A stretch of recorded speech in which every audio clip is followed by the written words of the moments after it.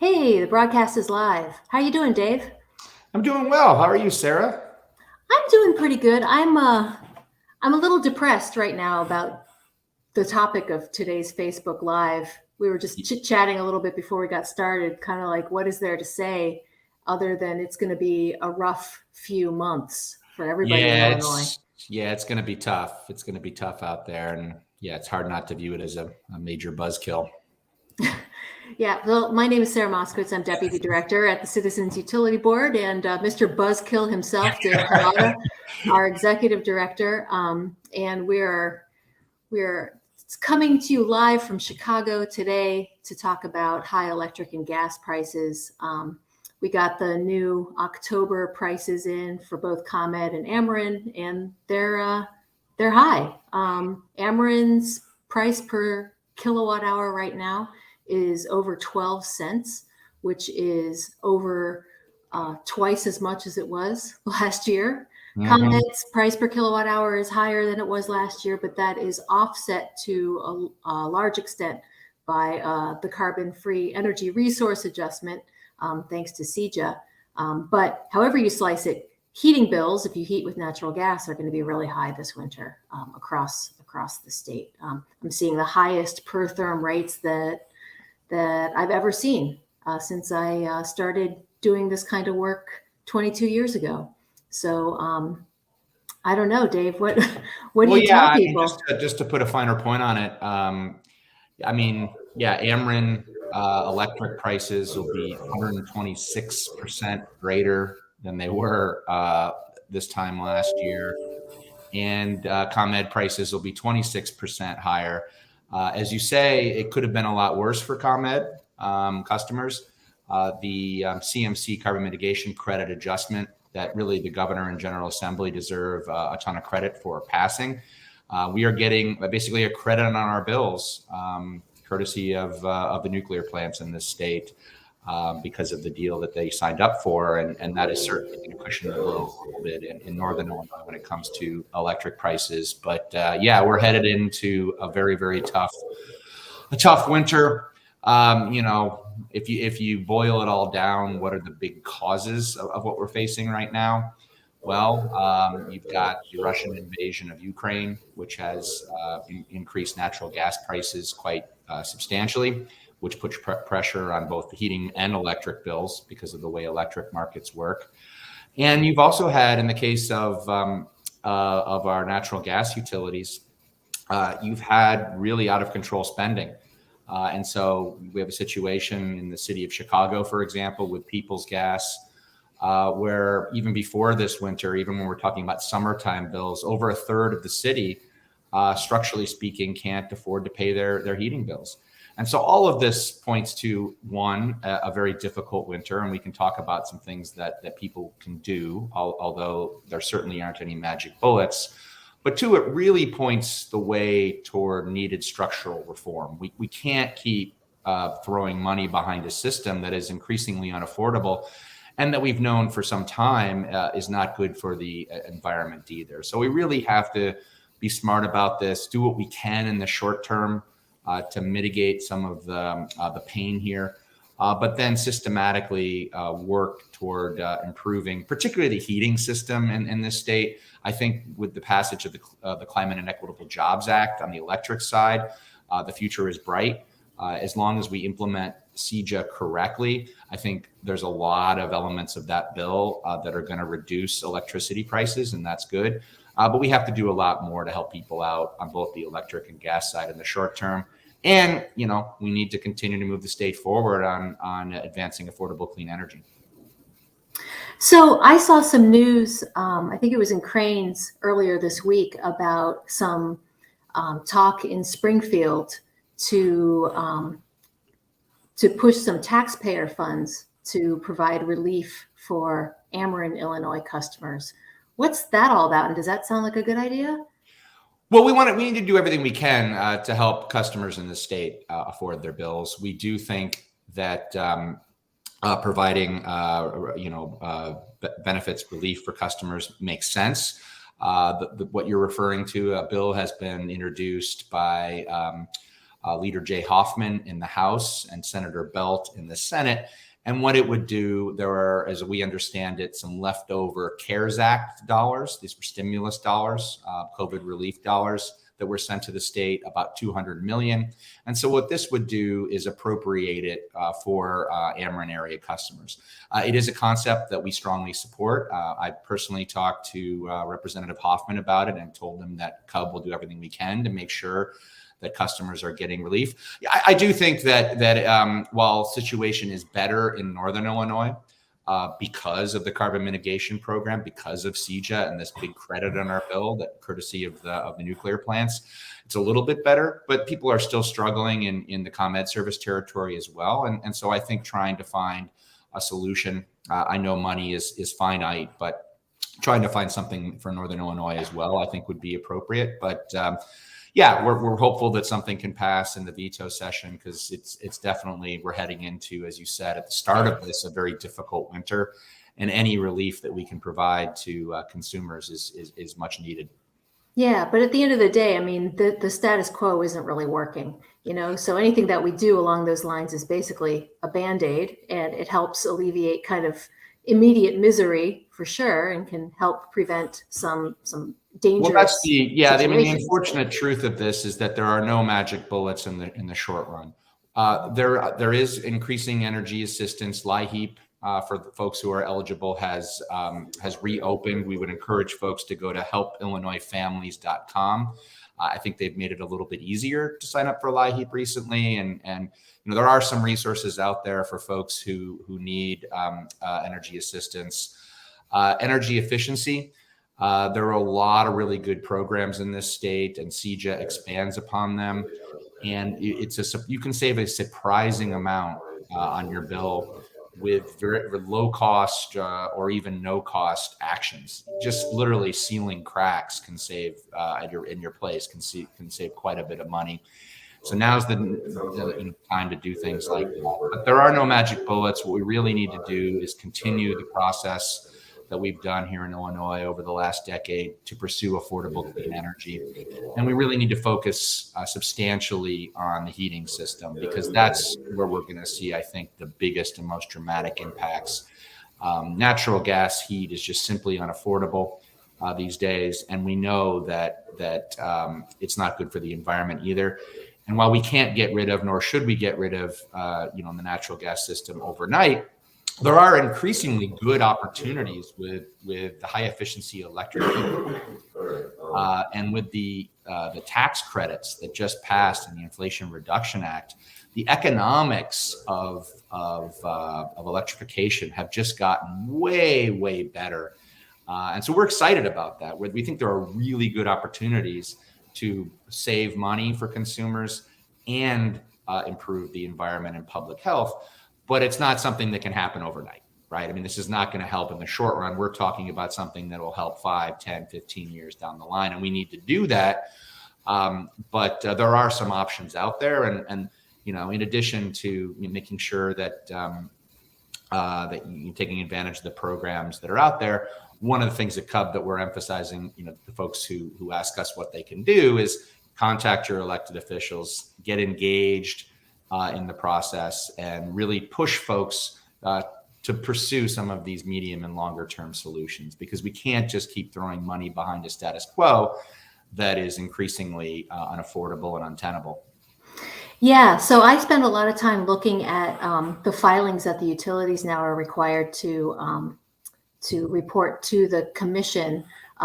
This was a practice that was put into place early in the COVID days and was kind of codified by CEJA. It requires the investor-owned utilities to report to the state on how many customers they have who are in arrears on their bills, who are entering deferred payment arrangements, who've received disconnect notices, who have been disconnected, all of the credit and collections activities.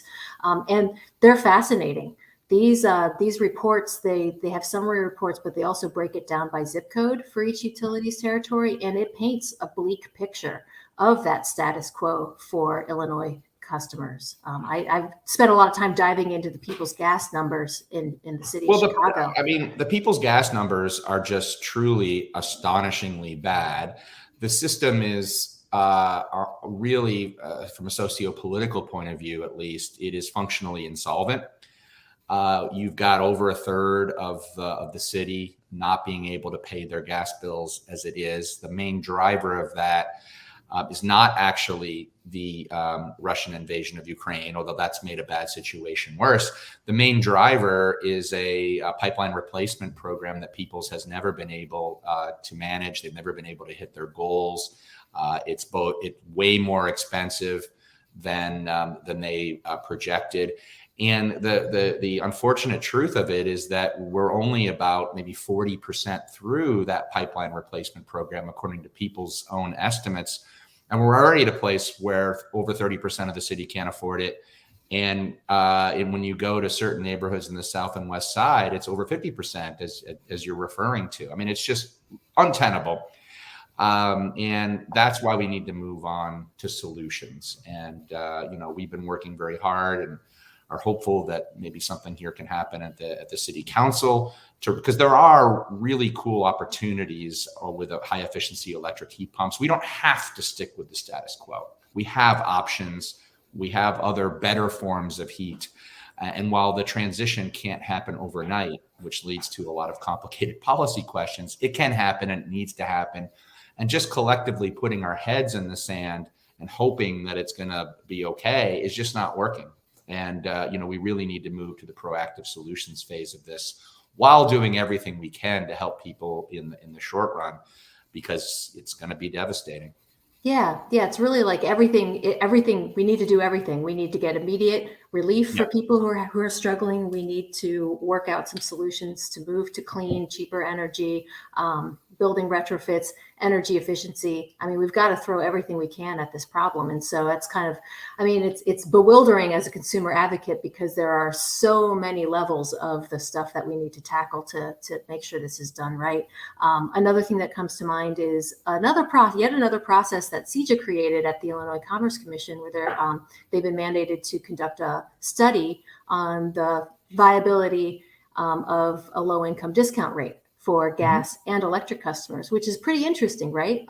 They have such rates in other states in various forms. We do not have any kind of low-income or senior discount rates like that in the state, although we get asked about it a lot.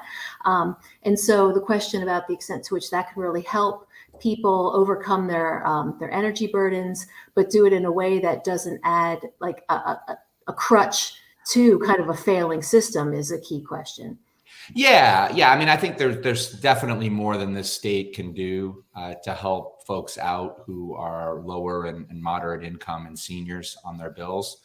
Ultimately, when you're talking about a low income discount rate, it is something that, of course, other customers pick up, and there's nothing wrong with that. But it's important that you design it well. And one thing that, the way it works, this is the law, that uncollectibles are socialized. And so if someone can't afford to pay their bills, ultimately that's picked up by the rest of consumers. That's a policy that we support. It's something that makes sense. There's a limit to how much that you can do that, however. And so the trick in designing a low income rate, and some states have been successful at this, and this is something why we look forward to the ICC process, is if you can create a discount rate that keeps people on the system and paying, it can actually end up being an opportunity to save money, because essentially you're reducing uncollectibles and it becomes a win-win. Another thing to look at here, though, is that our existing, this gets into the technical weeds, and Lord knows we don't want to be doing that on a Facebook Live, Sarah, right? But there are, our existing rate structure has a lot of, shall we say, cross subsidies in it, right? And that's always going to be, and there's no perfect way to design rates. But what we found in our research, Sarah, as you know, is that in a lot of cases, some of the subsidies are essentially lower income folks subsidizing higher income folks. And I think we basically should eliminate those types of subsidies. It makes no sense. Some cross subsidies, have a policy justification. But it really, if we can show, and I think we have shown, that certain ways that we're charging people, in effect, are hurting lower income customers needlessly, we should unwind those. But it's a very important subject to get right, There's a balancing act involved, but we're encouraged by this ICC process that, by the way, was created by CEJA. Not to keep talking about how awesome CEJA is, but it was a very comprehensive bill and had a lot of component parts of it. And over the next few years, we are going to be involved in implementing a whole panoply of provisions. And if we get those right, we do think that, as I said, especially on the electric side, that the future is bright. Mm-hmm. Yeah, I mean, we already have low-income energy assistance in the state of Illinois. We have the traditional direct vendor payments in Illinois. We have the percentage of income payment plan, or the PIP, which I remember back before the PIP was implemented. That was something that kind of what I at the time seemed like kind of a fringy group of organizations were pushing for a percentage of income payment plan. The one group, the late Curly Cohen's group, Affordable Power to the People, I remember worked on that. And I remember just thinking it was kind of honestly, I thought it was a pipe dream. I didn't think that we could ever see such a rate for low-income folks in the state of Illinois, but it passed and it's been in place and it's been great. However, popular, it works well. It is as close to a wash for overall cost for consumers as you can get, because in fact, keeping people paying something is better off than they can't pay anything at all because they can't afford it. Obviously, economic inequality is a big problem in this country, and there are a number of low and moderate income folks who just simply can't, afford the basic necessities. And the electric and natural gas and utility policy can't handle everything, but there's a lot that can be done here, and I think Illinois has done a good job over the last 20 years at making things better. We're in a much better position than we were. But that, is cold comfort for folks who are still in difficult circumstances. And just because things are better and that we're better off than in other states doesn't mean that they're good enough. And so there's a lot that needs to be done here to continue moving forward, because, the status quo, particularly on heating, the status quo just is simply not working for folks.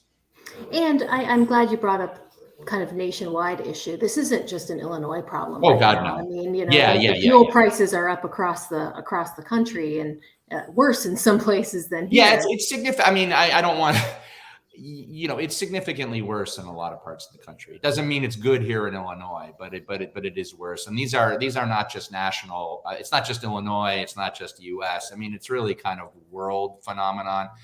And as I said before, if you were to find one culprit in all of this, it is rising natural gas prices, and that is a combination of obviously the Russian invasion, but also how much our whole energy systems have essentially tied themselves to what is a very volatile price commodity that goes up and down, and we put a lot of eggs in that natural gas basket.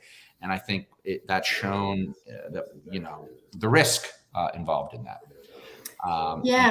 We've been benefiting from relatively low natural gas prices for several years now. And I was you remember we did a Facebook Live about our favorite energy related songs. And if we were to do that again, I think I would do the Willie Nelson version of "The Party's Over." Yeah, like I was listening to that the other day. I mean, the party is over, man. It's sad. And I think that it is, but there's also good trends out there, right? I mean, renewable technologies have been coming down in price significantly, and we're still seeing those cost declines, even at least relative to inflation.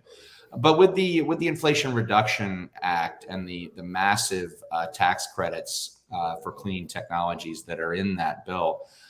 That's going to be a real game changer. I mean, a lot of solutions here over the next 2, 3, 4 years are going to be a lot cheaper for folks, and that's great. And that's great. So there's reasons, big reasons for optimism, going forward. It's just that we're still stuck with an antiquated system that's based on a very volatile commodity that has risen substantially in price. And you combine that with gas utilities that have been spending huge amounts of money maintaining an old infrastructure, but doing so in a very efficient way. Yeah, you've got this crisis. So, we need to do everything we can to solve that. And that's something that, I think will be our big legislative kind of fight over the next, year to 3 or 4 years to find solutions to this mess. There are ways to save people money, combining with short-term relief. That's what we need to do here in the state. I spoke at a conference on electrification a few months ago, and I was talking specifically about the economics of switching from fossil heat to electric heat in the city of Chicago. And part of my presentation was talking about how expensive it is to heat with gas right now in Chicago. And I mentioned that because of the qualified infrastructure replacement rider that the Illinois General Assembly has granted the gas utilities, we're looking at monthly fixed charges for people's gas customers of about $44 a month. And after my presentation, a guy from somewhere in the South came up to me. He's like, you said $44 a month. I think you misspoke. I was like, no, I didn't. No, he's like, that's actually how much it costs. And that is unheard of in the country. It's unheard of. It's massive. It's only going to go higher. In fact, unfortunately, if we continue with the status quo, it's almost certainly the case that about somewhere in the $60 to $65 range is kind of baked in now because of how aggressively Peoples has been overspending and costs that are building up. But I mean, it's just, like I said, it's just simply insolvent. It can't go on the way it is, and we need to be looking at alternatives. And with high efficiency electric heat pumps, electrification is a great opportunity for people to save money. Right now, if you're, even if your furnace isn't kaput, I'd be willing to bet that on the economics, particularly with the tax credits taken into account, you could save right off the bat, if you pursue this direction. And that actually poses a big public policy challenge. And one of the reasons why we really systemically need to address this issue, basically yesterday, because as you play this out, as people say, wait a minute, why am I paying all this money for fossil heat that is expensive and not good for the environment when I can switch to a high efficiency electric heat pump and save money and it's better for the environment? Well, and I can get tax credits to do that. Well, if only people who have money do that, it's not hard to envision a scenario where people leave. So who's left? Well, the very people who are struggling the most to pay their gas bills. And so you really get a situation that could be devastating from an equity perspective. And that's why we need to start this transition immediately. And we need to prioritize those neighborhoods where folks are struggling to pay their bills as it is. That's why CUB, we're involved with a proposal going in. Very excited about this, but going into the U.S. Department of Energy, rather. There's a funding opportunity for community geothermal that can help provide a backbone that to make affordable electric heat pumps even that much more affordable. And we're involved with the Climate Jobs Illinois, which is the labor coalition, University of Illinois. It looks like Blacks in Green, an awesome organization in the Woodlawn area, is going to join that proposal. And so these types of creative solutions, I think, are something that are really important. And, we need to move forward with this while at the same time, we need to have this, like I said yesterday, a kind of what are we doing here with People's Gas? How are we going to triage and transition to a new affordable system?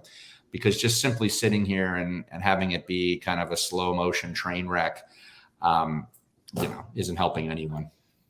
Well, and so the current QIP rider, that's kind of the reason why the delivery side of people's gas bills are so high.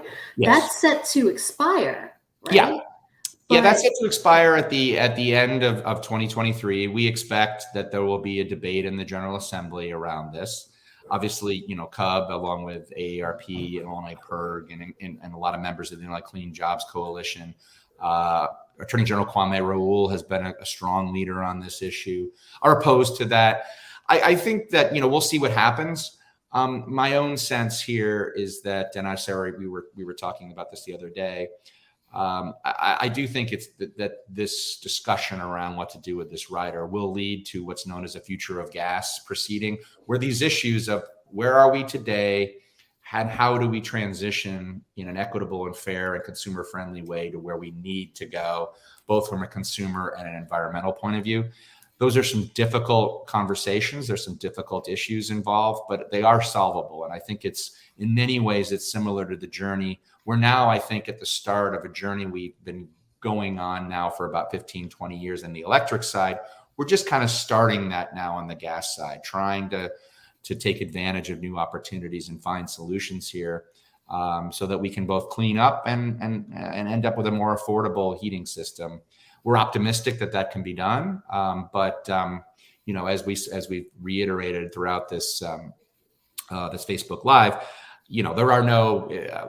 We're cognizant that these aren't magic bullets, and they're not going to do anything really to relieve the short-term pain here, and that's why, you know, we're doing everything we can to also let people know in the short term things that they can do in programs that they can sign up and benefit from. And there is a lot. There's a lot. And there is a lot. There is a lot. From you know, deferred payment arrangements to energy assistance to Illinois Solar for All that helps income qualified folks get rooftop solar or participate in community solar. If you don't qualify for that, there are still great incentives that have been re-upped by CEJA to go solar at home. There's energy efficiency programs. There's a lot that we're keeping track of, and there's it's a lot really exciting. That's right. There's a ton, and with the passage of the IRA in DC, there's going to be more. A lot of that is on the tax credit side. So obviously, you have to pay taxes to benefit from that, or have a tax burden to pay from that. But there are also direct grant programs coming out of that, and those rules are being established, you know, right now as we speak. But yeah, it's an exciting time. It just, how quickly can we roll these programs out, you know, to help folks, given the you know, the devastating winter that we're headed into, and yeah. I would encourage people to keep an eye on our website. Go to cubhelpcenter.com, citizensutilityboard.org, call us up, check us out. Yeah, cubhelpcenter.com, citizensutilityboard.org. 1-800-669-5556. I mean, and you know, we're out there, Sarah. I mean, you know, I mean, we do over 500 events a year. We have people who are, you know, somewhere in the state every single day. And, you know, look us up if we're in your neighborhood. Come to one of our events, because increasingly we are I mean, we can help folks with, you know, sign up for various programs. You mentioned, you know, there's Solar for All. There's also community solar now. And there are some good options out there for people to save, but yeah, we're doing everything we can to give people the information they need to at least mitigate some of the pain that we're all going to be facing here this winter. It's nice to have some options to give people. I remember when I first started this work, there wasn't really much on the energy side for folks. There were no efficiency programs, no renewables, nothing. Yeah, that's a very, very good point. I mean, and this gets back to it's not a complicated message. It gets back to the complicated truth, which is that we have made a lot of progress, particularly in electric policy in this state over the last 20 years. And we're in a better position now because of that. But we still have obviously a lot of work to do. And so there are programs that you can benefit from, but we definitely encourage people to take advantage of it. But we still have a lot of structural reforms that are needed. And yeah, we're going to go from there. We have a question in the comments. Excellent. I just saw that. Mm-hmm. There we go. Oh boy. Yeah. That's a very good question. You want to take this, Sarah? Yeah, sure. I probably wouldn't respond to a solar telemarketer for a variety of reasons.